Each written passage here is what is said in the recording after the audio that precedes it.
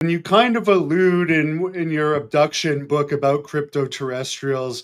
What do you think about the people that say that there could be aliens underground, whether it's military bases or there's actually like crypto-terrestrials that live underground, possibly on Earth, hidden away from us?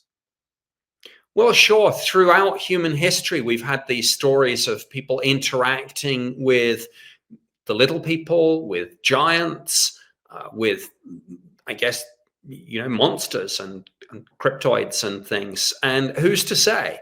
You can point to moments in our history where scientists discovered creatures that were thought to have been extinct for millions and millions of years. And again, if we're talking about something that isn't necessarily right under our noses in terms of the environments we inhabit in our daily lives, then who knows what's down there?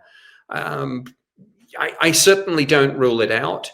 And in some ways, for the people that say, for the skeptics who say in relation to the extraterrestrial hypothesis, well, you can't get here from there. If they're already here, that removes one of those big skeptical barriers. For sure, and some people say that could also go into the underwater bases, which you've talked about, because we see these things going underwater, and there could be connections underground from there. Um, do you think that could be two separate species, or possibly the same species? We simply don't know, and it's really, I mean, it's either is possible. I mean, a civilization could inhabit different environments within a planet.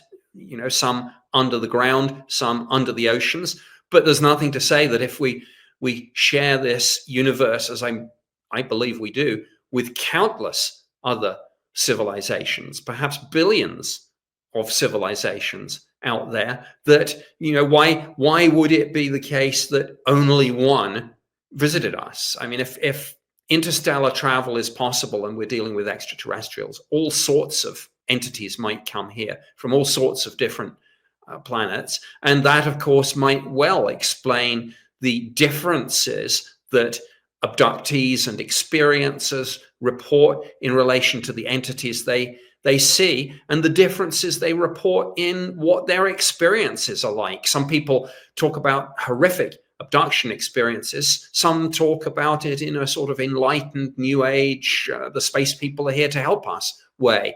They can't all be right. So maybe we are dealing with a lot of different people experiencing different things from different species. Your thoughts on ETs in Antarctica?